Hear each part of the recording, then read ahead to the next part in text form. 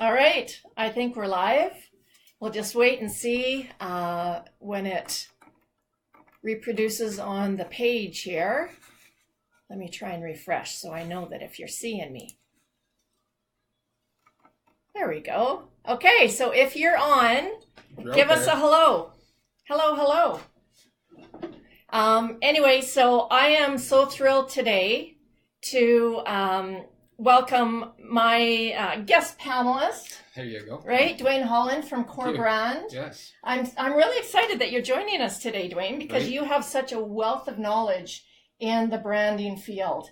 I mean, you've been helping entrepreneurs with branding for over 20 years. 21 years, right? Exactly. 1996. You started 1995. You started. Yes. So, yeah, you've been there a long time. Yeah, thanks. For sure. Excited to be here and looking forward to hearing some great questions from everybody and being able to just to chat about brands. So, good. Yeah. Hi, Chris. Chris, can you hear us all right?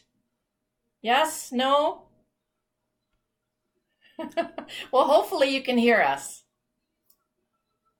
Okay. Well, if not, let us know and I'll try and put the volume up or something. So how will they send questions in? They will type questions in, right? Just like Chris said hello. Okay. Leanne's on. Leanne's on. Excellent. Hi, Leanne. Hey, Leanne. Yay, yay. Okay, so you can hear us. That's awesome. Great. So I was just saying that you've been in branding forever and you've had a lot of experience and you've gained a lot of knowledge from it. Can you just start out by telling us what exactly a brand is? Is it a logo? Because I've dealt with this with my own clients, as you know, and a lot of people seem to think that a brand is just your logo. Right. Okay. Can you talk about that? Great. And I just want to clarify something. She's making me sound very old because it sounds like I'm the grandfather of brand and I'm not. No. So I'm just maybe a few steps further on the journey than some other folks. So, but over my 21 years, I've learned a lot about the businesses and what they need. And so, that's a common question when people ask what a brand is. And it's so much more than just the logo. It's actually, if anything, the logo is just the signature for the brand. And it is just an identification mark so people know, where that brand is being used. But the brand is really the essence of who you are as an entrepreneur and the essence of your business, the heartbeat, if you will. It's the heartbeat of your business.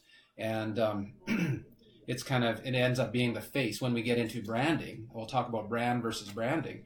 Then that becomes the face of the business. And how I kind of say the logo then is the signature.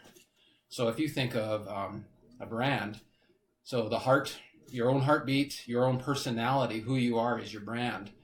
What you wear and how you do your hair, or if you have hair, that is starting to become what the branding is.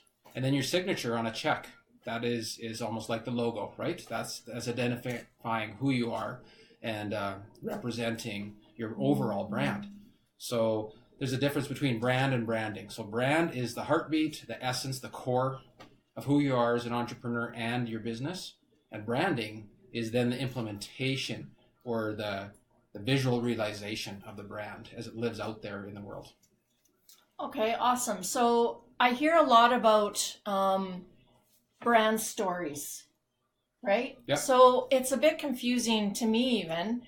Tell me what is a brand story and what makes it so relevant in today's corporate marketing world? Sure.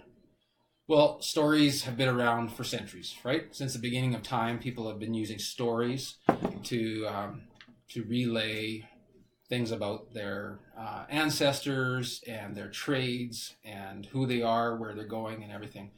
So through all the generations and all the centuries, stories have always been there. Even to today, as we're using social media.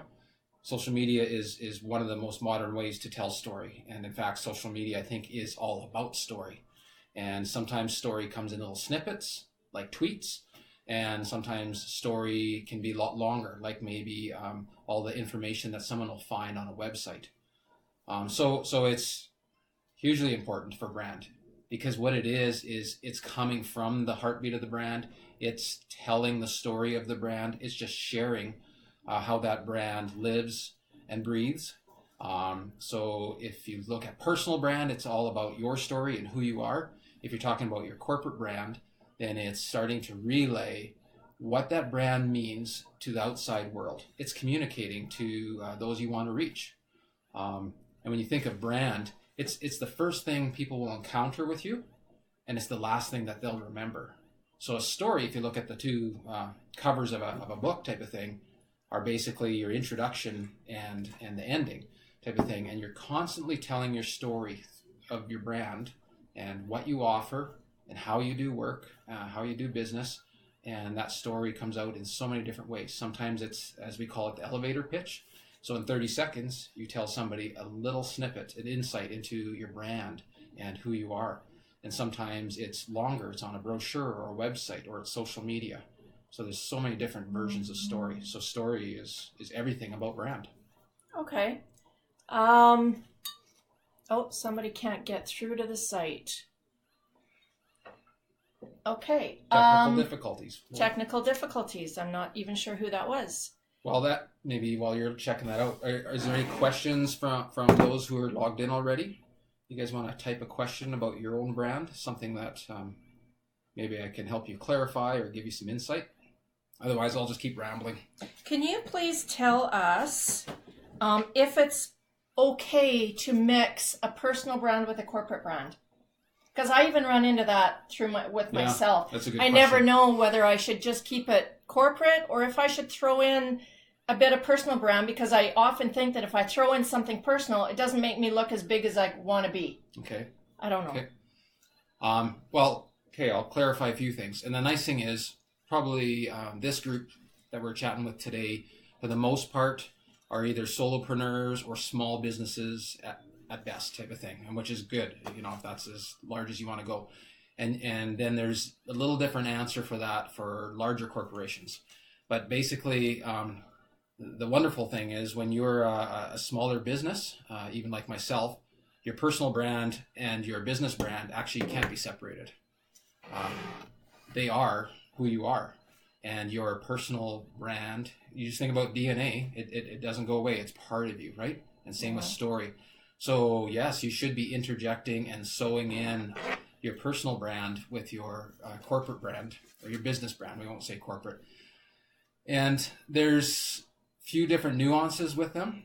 Your personal brand is a little bit more about your own personality and story, but because in a small business that comes through into your business brand. I'm listening. I'm going to try and get Sean on here because he can't seem to get on. And so you want to utilize that. That's a strength that you have, because that's why you started your business.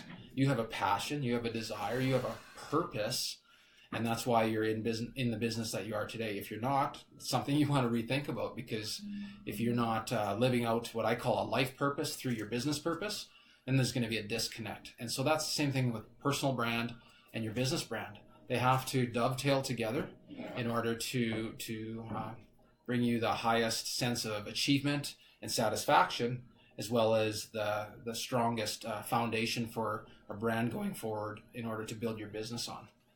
So just seeing if there's any questions. No. Okay. There's a couple people that can't seem to get on. I'm not sure why. But one other thing I want to know is a brand something that companies should be on top of continually, or can they develop it and then drop it? Yeah, no, it's continual. The day you stop working on your brand is the day your business is going to really start to hurt. You might be able to limp along for a little while, but soon, if you don't continually nurture and grow your brand, it's going to start to date, and that'll be reflected in your communications material at the least, and your target audience, your customers, are going to start seeing that you're out of touch and you're out of date type of thing. So you constantly have to be growing it and nurturing it. And if you're not doing that, somebody else, unfortunately, is going to do that for you.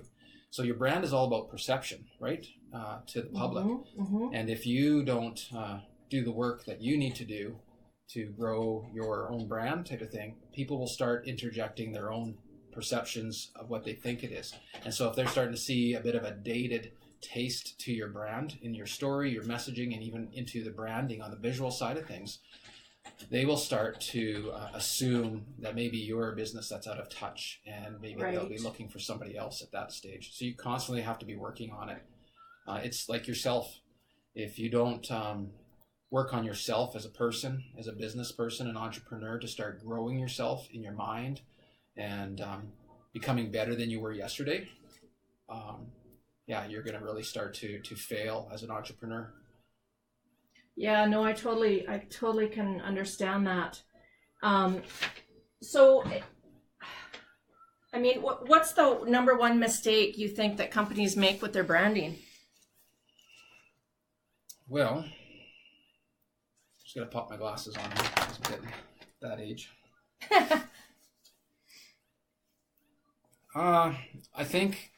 I think the number one is letting things just stay, and they rest on their laurels. So they might have positioned themselves in the marketplace to be a leader at one time when they first came out with their offer, their product, or their service, and then they get comfortable. They get really busy, type of thing. And the enemy of letting your brand die basically is being too busy, and then you forget about it, and you think it doesn't need work, or you just don't make the effort to get back to it, and you constantly have to be working on that. So that's one of the key things. Yeah. I lost my spot here. Another one is thinking that it is just a logo, or just the pretty pictures, as I call it. Too many clients and business owners that I've experienced or talked to in the past have always just thought their logo is their brand, type of thing. And they don't understand that the brand has to be foundational to all the strategy of their business. And so until they see it that way, they'll always just be putting lipstick onto something, right? And pretty pictures can become hollow very quickly. If you think of when TELUS first came out with their new brand a few years back, and they had all the fuzzy bunnies and all the little cute stuff and lots of white space, and they said the future is friendly. Right.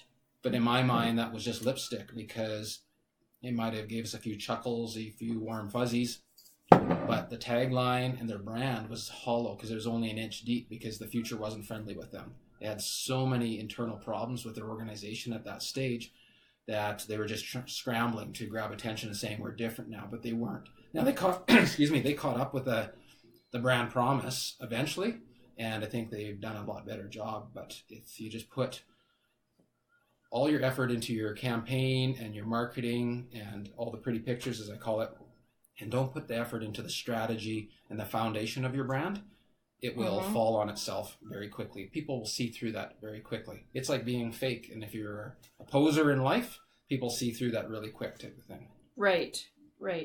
So, sorry, I'm still trying to get these people on.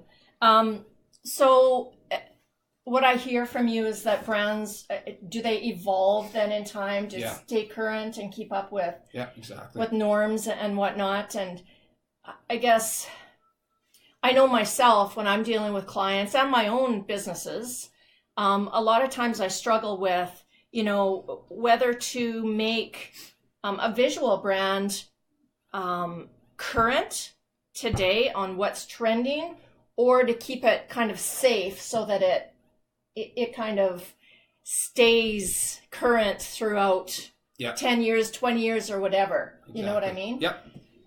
So what I think I hear you saying is the difference again between brand and branding. So a brand, as you develop it, because it goes down to core values and that purpose, that why. If you've listened to Simon Sinek before and stuff, your why, if it's built on those things, then, as I call it, the pretty pictures, the branding side of it is not as important. It's important, but it can evolve then with trends. Right. So you're going to have your heartbeat of your business. If it's a conservative business and you're reaching conservative clients, you're always going to be conservative in your styles that you communicate with, language and visuals, but you're going to still follow trends.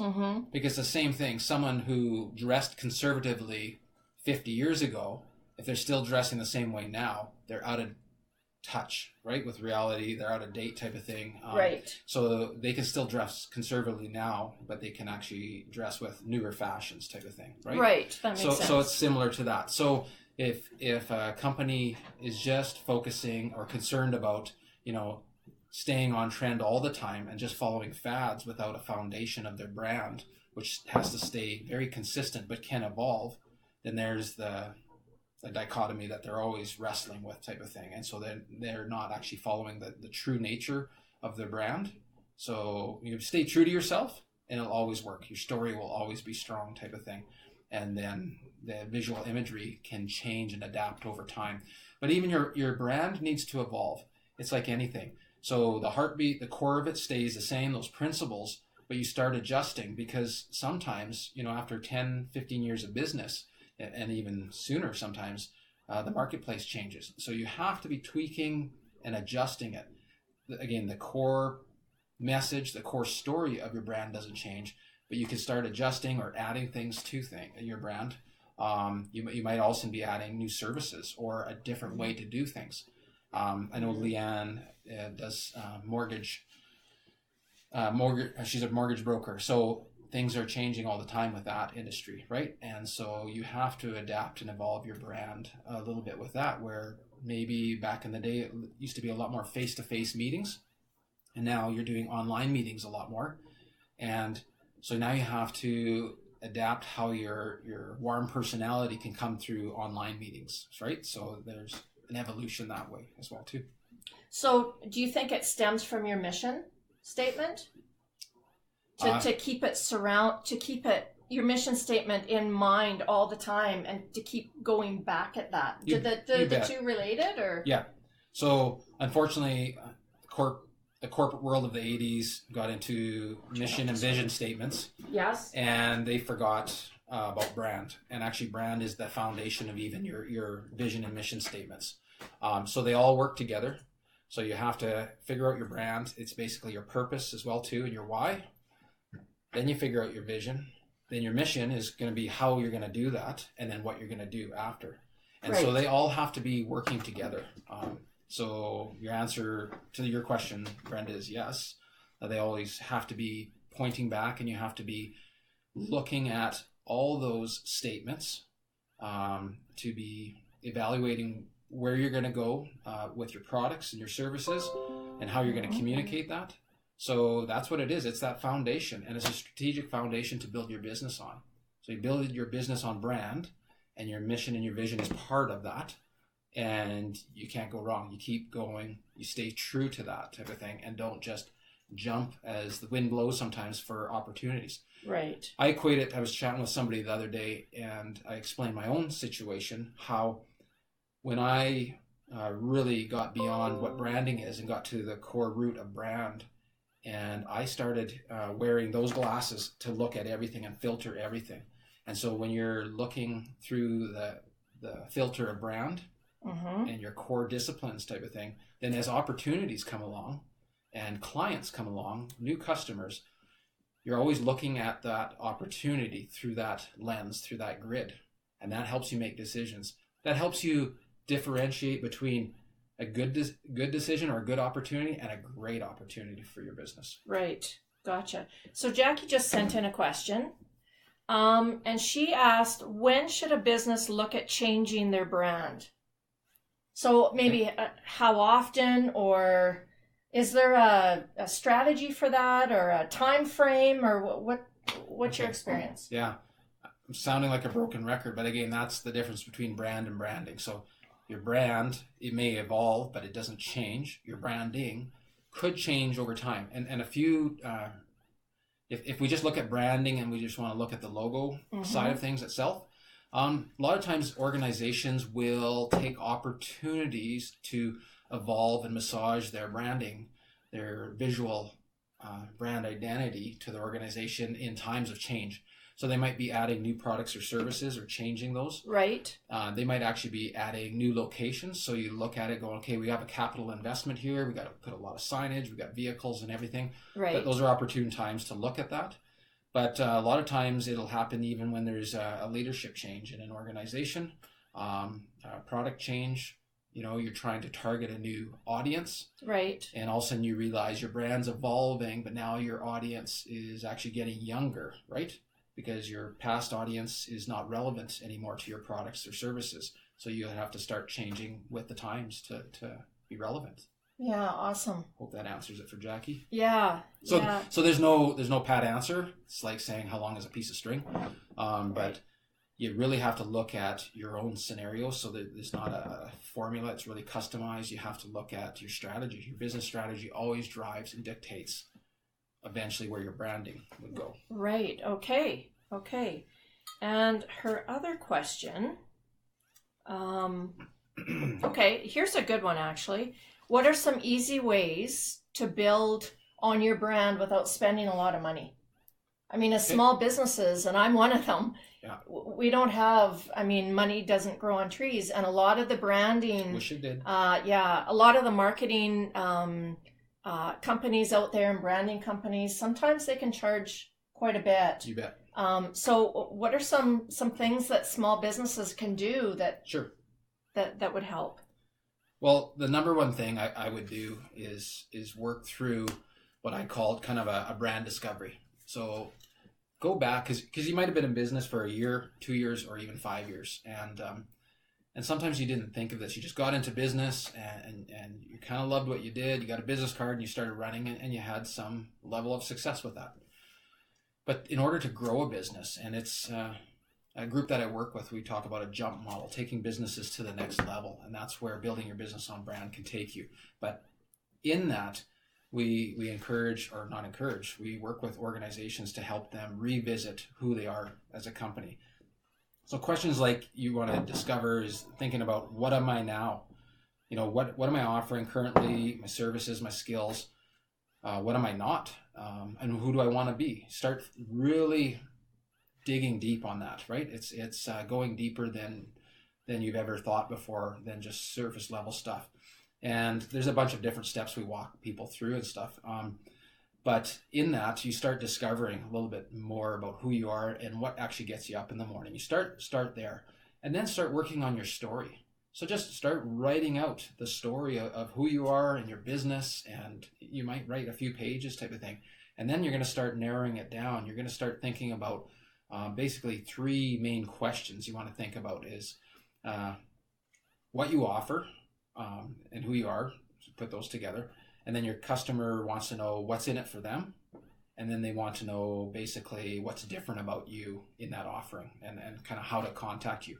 If you think about those questions, then you can start narrowing down to your elevator pitch. So wait, what you are. Yep. What you offer. What you offer. Yeah, and what's in it for them. So what's in it for them? If you think about yourself as a customer, so benefits your for benefits, them. Exactly. Really super clear. And then just how to contact you or how to engage. What's the first steps? If you start thinking about that, you can develop, I call it elevator pitch, and that's nothing new. And that is a key component. If you do, because an outside consultant can't do that for you. You have to do that. They can help you wordsmith a little bit, but if you can do that, that's free. It's just going to take some time, and it's way more powerful. When you own your brand, when you own your story, then there's nothing stopping you, and it'll come out naturally. It cannot be a sales pitch. It has to be natural. You're just telling people what you have. So even on your website, it's got to have those 3 main components right on the website type of thing. And just on that, another thing, Donald Miller's a person who subscribes to this, and he calls it the grunt test. So you want to keep it really simple. So the grunt test? The grunt test. So when they land on your website or encounter any of your communications, they basically want to know those 3 things, who you are, what's in it for me, and how do I work with you, basically. How do I work with you? Okay. Too many websites fill up way too much visual space with text of all sorts, and our brains can't handle that. Our brains burn calories, and as soon as we burn too many calories type of thing, we check out. Yeah. And we're not going to read it. Yeah, I've done that for sure. There's probably only 2 people that will probably read all the text on your current website. And one of them's your mom. And the other one's probably yourself. And if you have staff. Yeah. But I can guarantee you 80% or more of your audience is actually not reading even 80% of your website. Keep it simple for them and let them engage you, and then you can start telling more of your story as you meet with them.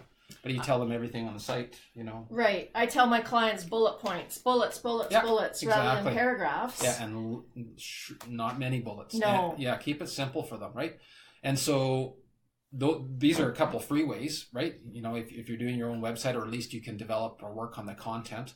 So that's huge. Work on your story, and work on cleaning up your communication material type of thing, so that when you work with a creative designer or somebody like that, you can tell them, here's where we're going. It's simple. You've got a vision. You cast that vision type of thing, and it'll clean it up. And all of a sudden you'll start seeing your communications take off in a great way.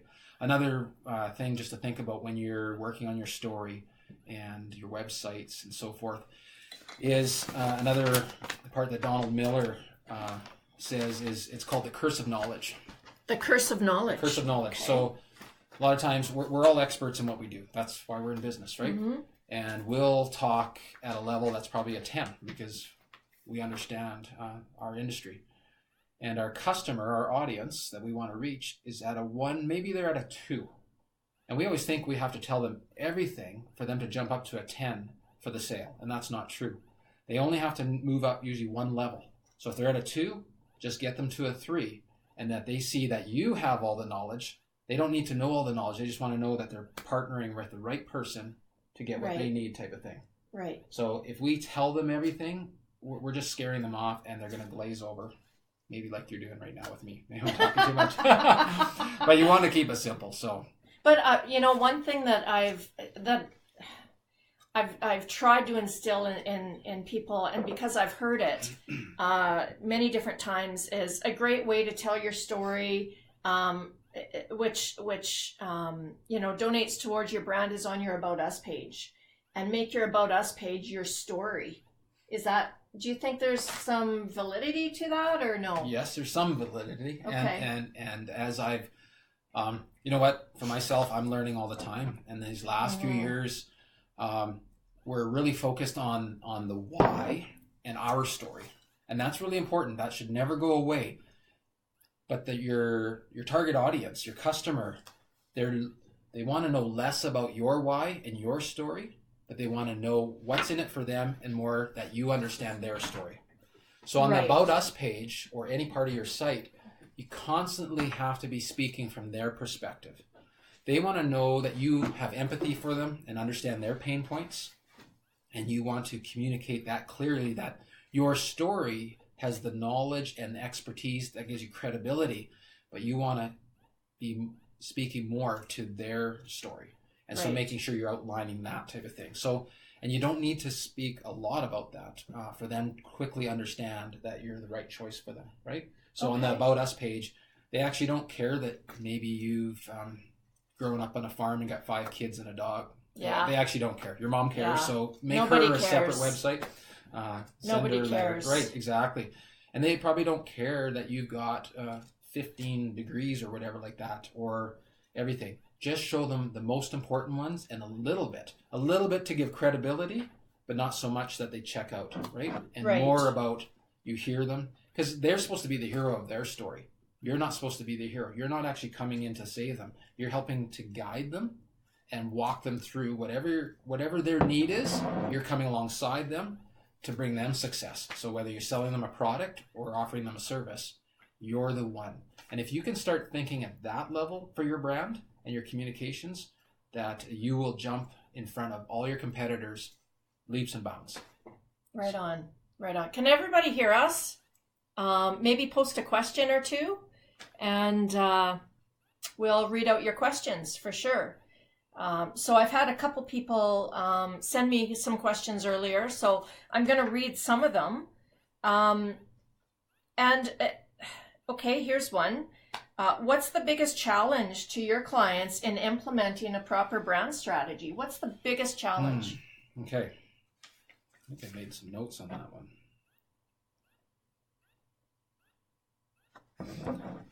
I think the biggest, Dwayne, that's awesome. There we go. Good.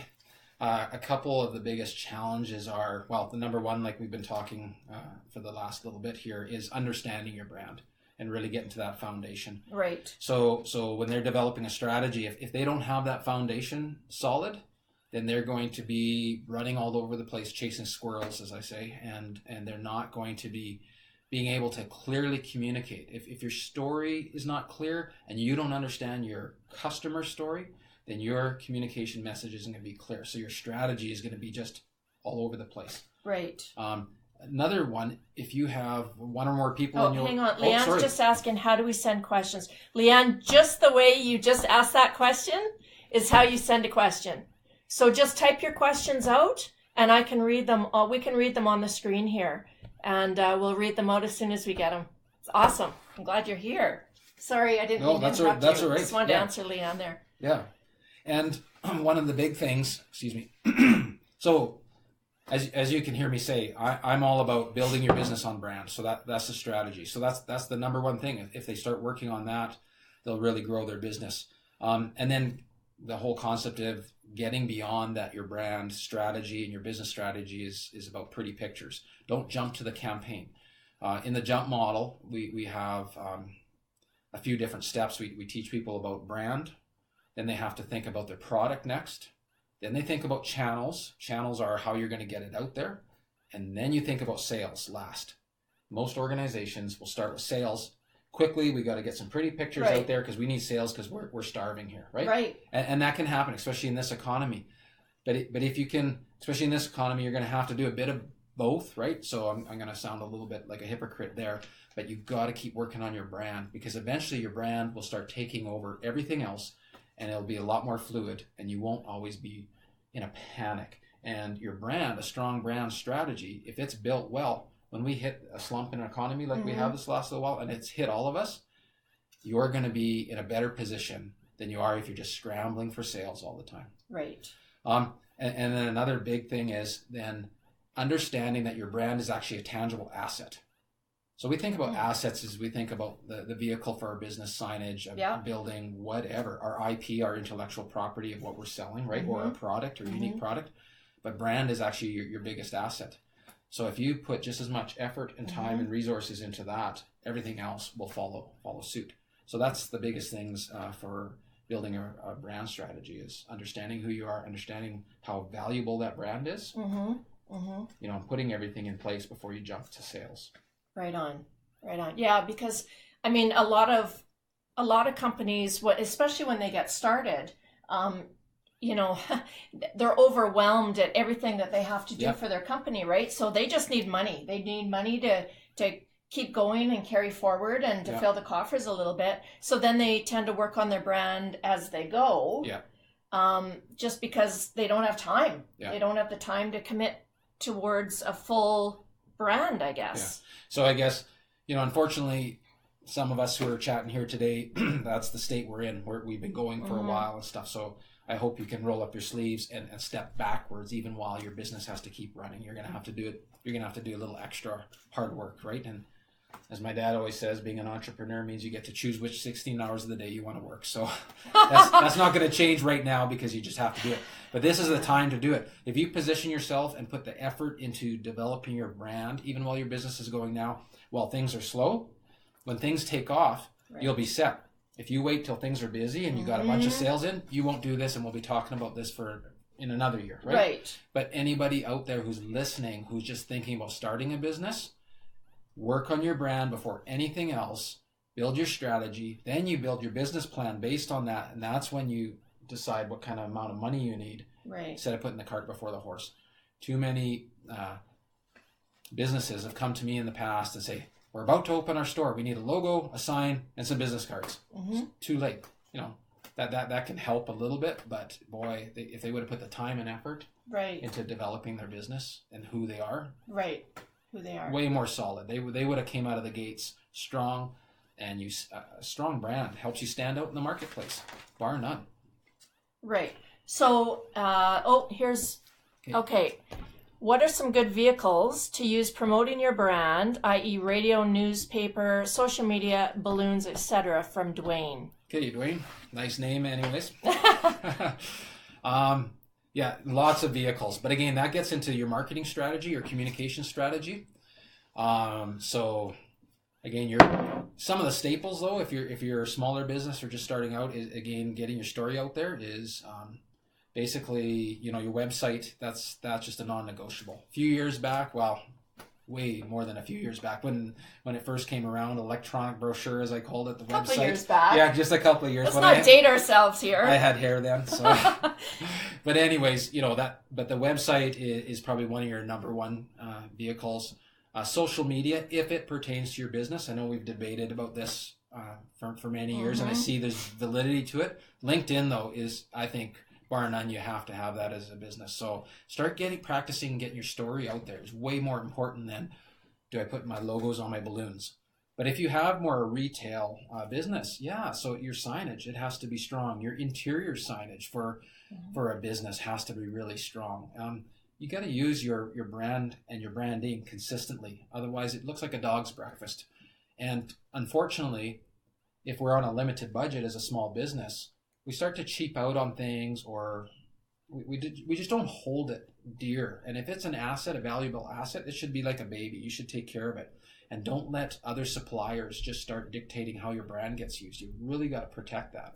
So then it can be used on all kinds of things. It really would depend on your type of business.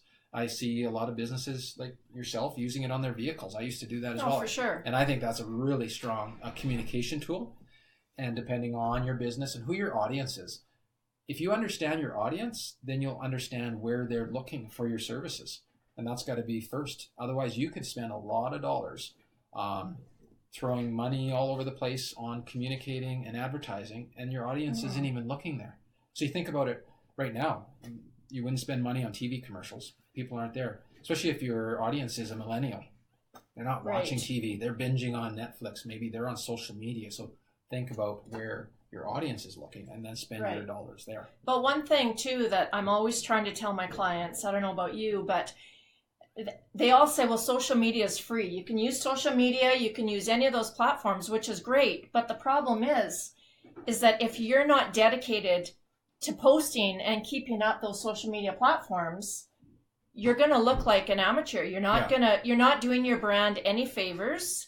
And the experts that I know say, don't even go there. If you're not going to be prepared to put the time in, don't go there, because it's not doing your brand any good. Is that? Yeah, I would agree with that. Would you agree with that? I'd recommend that a smaller business actually does less with their brand in communication, but do it really well. Right. So, website, it should not be an afterthought, and it shouldn't be just secondary. It should be one of your priorities for the most part. Unless you have a gas station. Maybe you don't need a website. Right. But then your signage has to be top notch, right? And your interior point of sales has to be top notch. Right. So again, think about where you're going to get the best bang for your buck and put more efforts into that. And if social media happens to be that, if your audience is going to be doing that, then put some resources, but test it a little bit. Test it well. If you dabble in just everything, you're going to say a lot of nothing. So you've got to say it well and be strong in where you use it, right?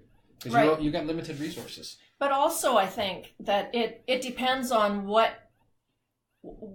your brand is all about. If it's a strong corporate brand, then you want to promote yourself in that way. So you don't want to have quirky balloons, like you say, or quirky things. If you're trying to reflect something that's professional and strong versus a family friendly, fun, type of story or brand, you kind of have to look at those different avenues for advertising too, right? Well, and so the brand drives all that. So if you're a corporate business, or at least targeting corporate clients, your brand is already telling you what your story is and how you communicate that.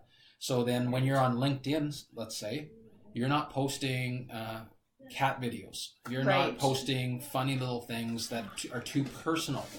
They can be approachable and you can have your personality in there, but they shouldn't be quirky jokes and stuff like that. It actually should be something that adds value to your audience. And Dwayne was asking, what are some other good things? Radio, newspaper. And so the answer can be yes, or the answer can be no for all of that.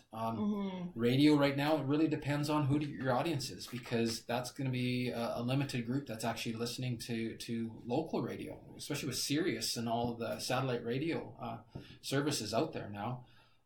Newspaper, I hope nobody's listening from one of the local papers, but I think it's dying, right? except for the ones that are moving to online. Yeah, but they're online, right? Online, exactly. But some of them are moving too slow and they're not Right. catching on with that. We had a Right. chat with somebody the other day about that.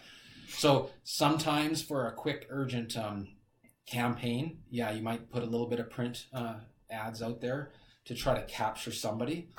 But if you're just shooting out there with a shotgun, you're not going to get very good results. But as you know, you've read marketing probably since the 80s.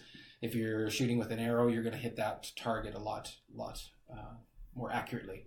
So if you know who your audience is, you won't end up wasting dollars on media that probably isn't going to be as effective. So maybe it's best to test it in different ways. In one campaign, you can target, one or two specific ways of marketing. And in your next campaign, you target another two, if that's possible, and see what comes in. See what your best response is. Maybe. I don't know. So if you can afford some budget and a little bit of time, then you can experiment a little bit that way. Don't just put an ad out there, but make sure the ad then drives people to your website to maybe a hidden page where they got a coupon or something for it. Then you can measure it, because you can't test anything if you can't measure it. And if you're not going to take the time to measure it after, then you're wasting your time. So you got to put some effort into it, but you don't just put an ad to say, here we are. You have to. So maybe it's a coupon and they come into your store. Then you can measure that and you're going to record that. And then you can test it against maybe doing a drop mail and seeing, did the newspaper work better? So they're both print media. Did newspaper or drop mail work better? You can test those both out. Another thing that really helps successful businesses, from what I can see, is that they're community builders. So you take, Safari Spa or Boston Pizza or Sobeys South. They are community builders and they support the community in everything they do. Yeah. And people really recognize them for that. And that really elevates a brand, I think. Huge, exactly. And it doesn't have to be really expensive. You can donate, hot dogs at a barbecue. Like, who cares? As long as your name is getting out there that you're supporting the community, I think that can help you as well, no? Yeah, definitely. Thanks for bringing that up. So a couple things on there. This reminds me of when you are developing your strategy and you think of target audiences, a lot of times we just think of quickly the end user of our product or services. But I want to encourage you to have like three audiences, and we call them personas. And you got to think of that. So your main audience is one of your main personas for sure. And you can actually name them. You want to do some demographics on them. You need to understand where they drink their coffee, what they read, what they don't read, what they drive, how they do life type of thing. That's really important. But then you should have actually two other personas. One real quickly, we won't go into it, is maybe a younger audience, or like for me, I'm mentoring some younger businesses and trying to help them understand this from a business perspective, right? Like startups? Exactly, yeah. And even students at schools and stuff like that. Help them understand how brand is vital to business. So that's another persona of mine. The other one is you could call them key influencers in the industry.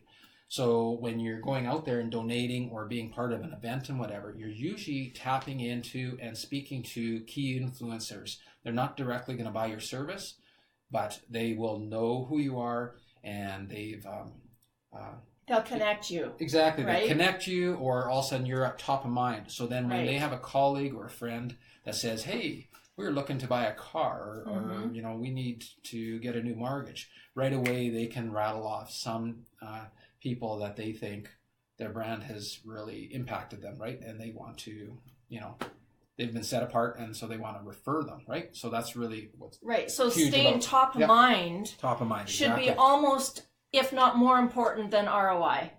Yeah. In my mind. Yeah. Especially with that group. So that demographic, that persona type of thing, that's why you're making that effort. Now, putting just your logo just on anything and stuff like that, again, you might end up spending $300-$500 sponsoring something, but think about your audiences again. And so, you might be doing some community service, but if you know what your purpose is, your business purpose, your personal purpose, focus your efforts on that. So, for an example, I get asked to to join different boards or different organizations to volunteer and stuff like that and bring my brand knowledge to the table. And I think that's great. But I use my brand glasses to filter out those opportunities because they're all great opportunities. So one of the newest ones... But you can't do them all. You can't do them all. And I've only got 168 hours in the week. You've only got 168 hours in the week. And nobody else, even Warren Buffett, only has 168 hours. So we have to be, as entrepreneurs, we don't want to be working 16 hours a day. So we really have to focus our efforts. And when you want to build brand, it's also about your volunteer time. And you want to connect your volunteer time or your donations to your brand purpose. Right? So then you get a bigger bang for your buck. Not even for your buck, but for your own personal satisfaction. But it'll actually go further with your key influencers as well, too, because then you're targeting the right people. So for myself, I joined the Junior Achievement Board.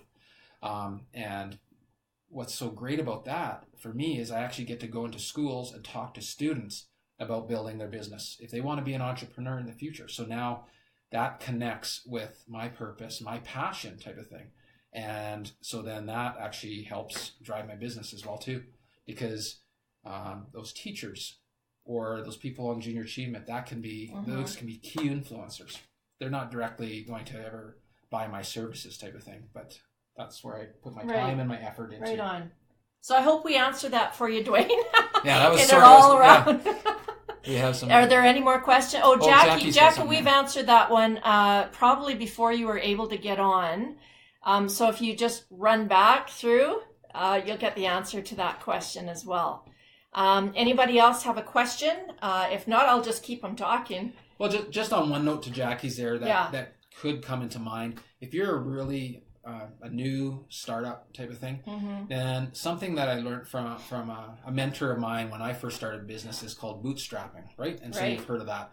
So if you're new, trade some services. So maybe there's... I do it all the time. Exactly. Yeah. I do. Yeah, I still consider myself bootstrapping, and I've been in business for over 20 years. Exactly. So yeah, so it all works. So maybe you can find someone who's decent on web work, and they're new, and they just need a portfolio piece, and maybe they'll do some work for you, and then you've got something that you can offer them as well too.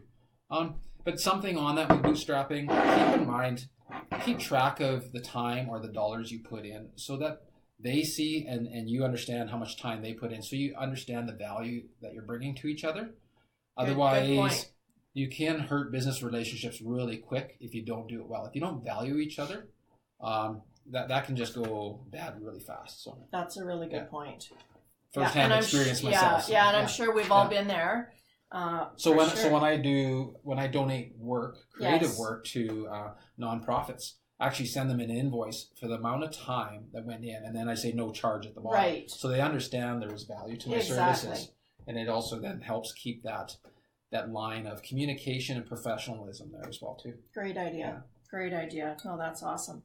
So is there a certain, are there stats out there that tell you if you've got a strong brand, obviously, well, will it give you a competitive edge, one? And two, to what percentage do you think that it helps versus a company that doesn't have a strong brand? Like, does that even make sense? It makes sense. It's a hard thing to evaluate because, like, let's go to an extreme. Caterpillar's brand, not their machines, not the boots that you can buy and everything like that. Just their brand is worth $2 billion. Wow. They've actually figured a way to evaluate that. I don't know what the formula was, but it just goes to show that even the large organizations value their brand that much. That there must be something to that. So we go as a small business, well, I can't do that and stuff like that. Well, you can value your brand. Yours might not be worth $2 billion. It might be worth, $50,000. Who knows? But it's worth something. And if it's worth something to you, it's worth something. They're doing it really well, right? So a percentage, I don't know. But what it will do, it'll make you stand out from your competitors. It gives you that differentiation factor. There's a book out there called Differentiate or Die. And that's true. If you don't differentiate yourself from your competitor, then you're just vanilla. Right. So do you want to be vanilla and then eventually you become the way of the dodo? Or do you want to be constantly positioning yourself as a leader in the marketplace and standing out differently from your competitors? While they're saying this over here and they're talking about their products and their services and all about them, You're over here and you're actually saying, I understand my customer, and this is what their voice says. This is their story. And all of a sudden your customer goes, that's different. That's about me. I want to buy that. But I bet you most of your competitors are over there talking about themselves, and they become white noise after a while. And you can really stand out with simple tactics. Right. So if you've got a company that, you sell ABC widgets, and there's 10 other companies selling ABC widgets, and your widget doesn't really stand out. Back again, the way to differentiate yourself is your brand story, right? Totally. So you could be selling the exact same thing. Yes. Same widget type of thing, and actually maybe yours isn't any better, but it's not any worse. But again, they're talking about their widgets and only about the features of the widget itself type of thing, as in, look at how great we made it and stuff like that. You can talk about, I understand what this widget will do for you, Mr. or Mrs. Customer. Right. I know how this will change your life type of thing. And it can be that simple to all of a sudden be jumping ahead of your competitor threefold. Right. Yeah, exactly. So a brand will definitely make you stand out, because people will hear. There's so much clutter. You look at when you woke up this morning, by the time you woke up by the time you logged on here, you encountered hundreds, maybe even 1,000 brands, right from your toothpaste to your Wheaties that you had, to the vehicle you drove, to the type of computer you're using right now, or tablet or whatever, right? Yeah. And you're inundated, and it's noisy, and you did social media and Twitter feeds and news reports, and your kids, everything was coming, and you only got so much space left in your head. So if a brand is really strong, simple, and clear, it will stand out like a shout in a quiet room. Right. So that's the power of brand right there. Right on. And I mean, all you have to do is go to the supermarket and take a look at, all these different cereal boxes. And I mean, the ones that you pick, I mean, it has everything to do with their brand and their story and their visuals, of course, their design on the packaging and whatever, but their brand is a big focus on that. Yeah. The visuals on packaging or your logo or your business cards are just visual reminders of people to remember what they might have heard about your story time and time again. So no matter the touch points that you send out to them, right, then those visuals are just that reminder of saying, when I see this logo, when I see this package of Wheaties, I know what the promise is to me, right? Right. So, and that's one thing when you work through your brand strategy and develop your brand, one of the things you're going to narrow down to beyond your story is your brand promise and your position. Those are a few other tools that we use to help businesses really solidify who they are and what they're going to go forward with. Right on. Yeah, no, that makes total sense. Yeah. Total sense. So basically every company, no matter if you're big or small, needs a brand, right? Every company, big or small, they already have a brand. Okay. Whether you think you need it or not, doesn't matter. You actually have one. So whether you've nurtured it and grown it and made it clear to your audience is another thing. And like I said earlier on, maybe not everybody was logged in then, is if you don't do a good job getting it prepared and growing your brand, somebody else is going to do that for you. And they might probably do that with negative experience or negative perceptions that are actually just misaligned or actually misinformed. They just didn't know your story, so they filled in the blanks themselves type of thing, and that can really hurt you. So yeah, every business needs it, but business has it. So everybody listening today, you have a brand. You just have to dig deep and get that out type of thing. So you have a story. You just have to figure out how to clearly communicate that with your audience. And if that's all you do after today type of thing, your business will start taking off in a whole new way. And you will be excited, super excited about carrying on with your business. Because maybe you've been in business for a number of years now, and you kind of flatlined a little bit, and you've kind of forgotten why you're even in business, what gets you up in the morning. We've all been there. Exactly. And if money is the only factor getting you out of bed in the morning, then you're going to die really quick. And it has to be a deeper purpose and an excitement for yourself. And that will help your story and your brand get out there in leaps and bounds, and people will just see this positive energy with it, and they'll be attracted to that. Especially couple that with, clearly communicating to their needs and their wants. Okay. So anybody else have any questions before we carry on? Just type them in and we'll try our best to answer them. Could I give you a story? Yeah, So please. a bit of an example here, and this is a really big one. So let's discount that, but it's just super clear. So whether you love or hate Apple products, type of thing, they have an amazing brand story. And so when they first started out, their goal was basically to build a better computer. And that's what they worked at within their garage, and the two Steves. And it was not long after that they had achieved some success. And Steve Jobs took out a 9-page ad. So back in those days, ads were king, especially to the large market, right? Right. So he took 9 pages. In the 9 pages, he told everybody about every little switch and diode and every cool little feature about their computer at that time. And it was a huge flop. And he goes, what did I just spend a lot of money on? Right. Back in those days, it was just huge, right? And it wasn't until they started actually working with an organization and figuring out really who they are and what they offer, and actually realizing they're not selling computers. They're trying to change the world and shift their industry in order to help people access information in a whole new way. That's what it was about. It was not about just making a better computer. It was actually about changing culture and shifting and becoming actually art. That was part of their philosophy as well too. And when they finally got that and took off, you look at it now, it's one of the highest grossing businesses in the world type of thing, whether you love them or hate them type of thing. Yeah. Apple is top of mind when people talk about brands, and it might not even be the computer or the tablet or the phone that you use, but it'll be top of mind in your mind type of thing. One brand that I think is doing a really good job as well is Dove.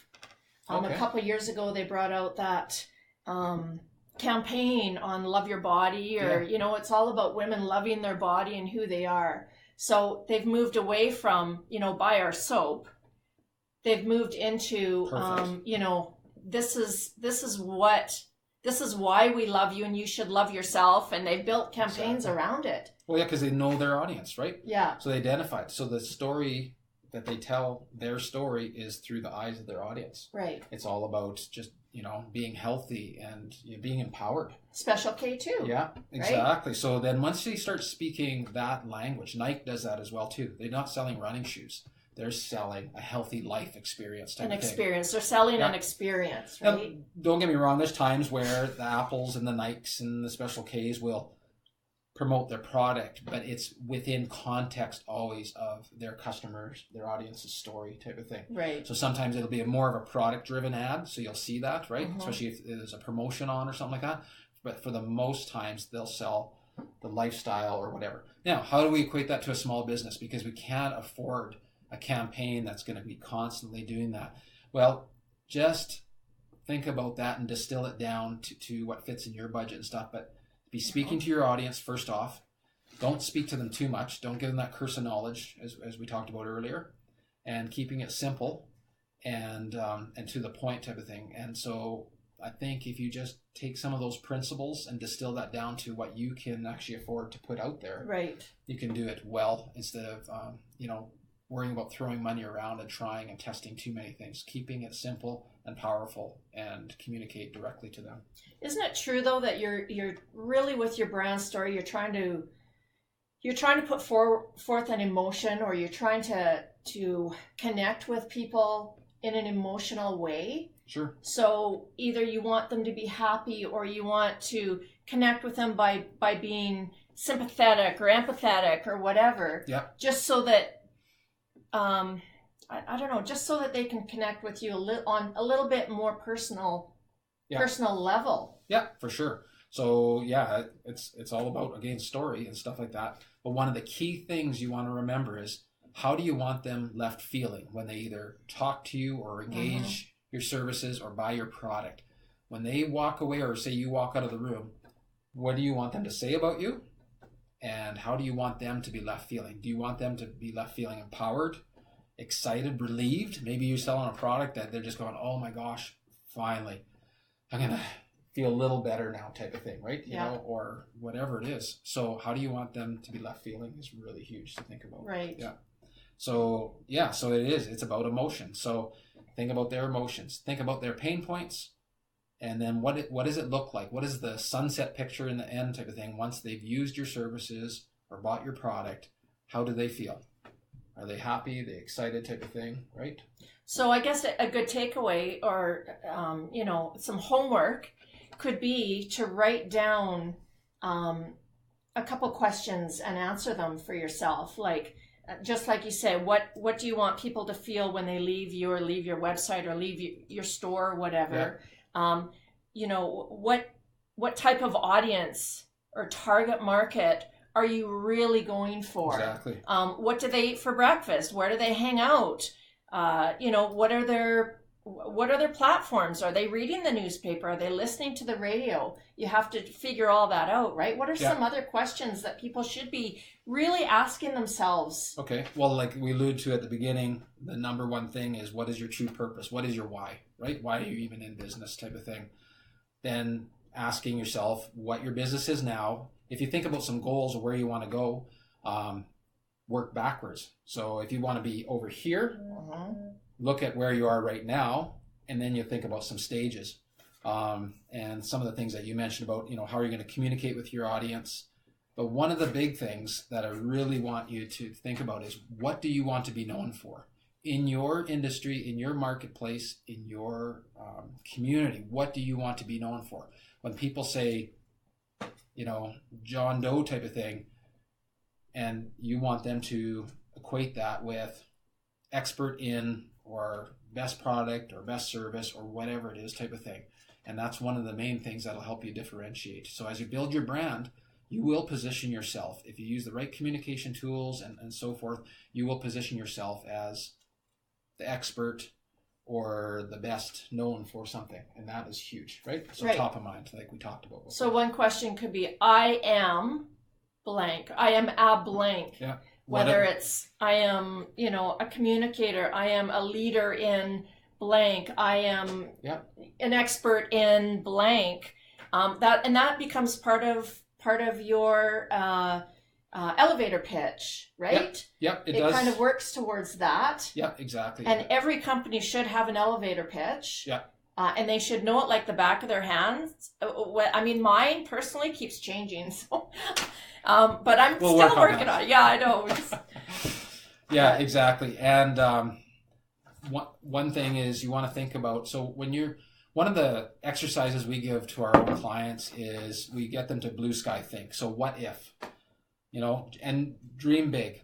Money is not an object, time is not an object, anything, and that's fun. Let's daydream for a bit. And if you give yourself a few hours, or even if you have the luxury of a half a day, go away from the office, shut your phone off, and go do some of this stuff and wrestle with these crucial questions. But what if?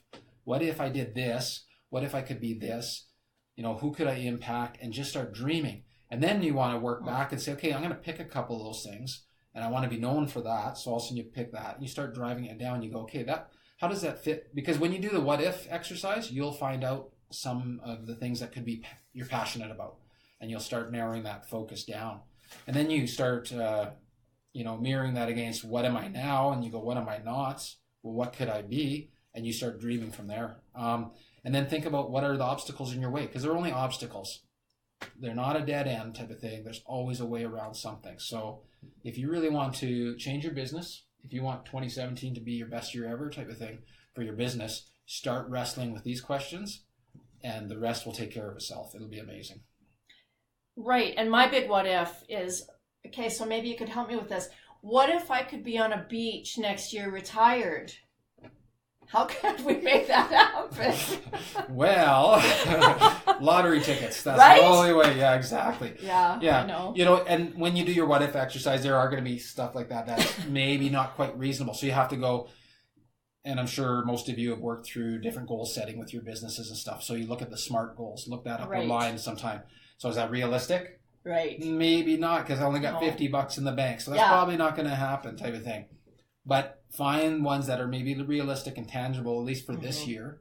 Or even there's a new books out there that are kind of subscribing to the concept of make every 90 days a 1-year goal. So basically, so every 30 or every 90 days, you're setting no more than 2 goals. 2 goals. Maybe 3. And so you set that, and once you got that checked off, you can have your full year goals, but then break it down into quarterly chunks. That's what I do for myself. Cool. And it helps you actually get there, right, and stuff. So, and does it work for you? You bet. Yeah, for sure. Yeah, exactly. Okay. So, but yeah, so if you want to be on a beach in a year type of thing, well, then you're going to probably have to fast track some stuff. So you got to think if that's reasonable or not. So right. Yeah. Okay. So you got to talk to your financial planner about that. I can't help you with that. Yeah, he just laughs at me. I don't know. Okay. I don't know. Any more questions? Anyway, it's been fun, Dwayne. One thing I want to mention is next week at the same time, we have Scott Tilbury from Tilbury Training coming, and he's going to be talking about sales. So if you have sales questions, write them down and join us again at 11:45 next Monday. And then at the end of the month, we're going to skip a week. And at the end of the month, in the evening, we've got Michelle Andrushak. And she's going to be discussing marketing and business strategy. And it's going to be really interesting. So get your questions ready. One thing that I promised was a little hint on what I've been working on with Success for Business. And Dwayne is part of it. And I don't know about you, Dwayne, but I have had so many mentors in my career that have helped propel me in my business. Yeah. And it's an ongoing thing. Yes. Just like you mentioned, I don't just get one and then drop it. I've had probably 5 or 6 mentors, at least in my career. And I still have coffees with different people that I look up to for business advice. So that's one of the things that Success for Business is really zoning in on, is a brand new mentoring platform. And Dwayne, awesome. You are on there, and I'm so excited to have you on there as the branding expert. And we have 6 different mentors on there now, and there's a variety of specialties and we have a variety of different packages, whether it's from a 90-minute phone call with Dwayne or a year-long sort of 2 hours per month type of package, just to get you going with different mentors and different specialties. So take a look, successforbusiness.ca, just tap into the mentoring section and you can see it there. Yeah. So I'm looking forward to it. I hope you take Brenda up on that offer. It's an affordable way to tap into other people who might, like I say, be a few pages ahead of you. You're an expert in your own business type of thing, but it's good to surround yourself. Any wise and successful entrepreneur always surrounds themselves with other people who maybe know more about them in different areas. I do that myself all the time. Absolutely. And that helps me grow. So yeah. That's why we have bookkeepers. Yeah, you bet. Yeah, I don't want to be doing that myself. No. So yeah, I'd encourage you to do that. And something, if you've learned anything today about brand and how it is the foundation for the strategy for your business, I want you to think about that when you prepare your questions for Scott and then Michelle a few weeks later type of thing. Because when they're talking about sales and they're talking about strategy and business and stuff like that, you can start then using what you learned today to plug into piece those pieces together and then realize how it all fits together. It's amazing. It'll be exciting. That's awesome. Well, thank you for joining us, everybody. Yeah, I hope this has been instrumental, and I hope you've gotten something about out of it. So we're going to sign off for now, and we will see you next week. Yeah, and thanks for giving to the food bank. I need a helipop, Leanne. I don't know what that means. Help. Oh, help. Oh, I need help. Well, Leanne, I hope this has helped you. Anyway, bye for now, and thanks for joining us.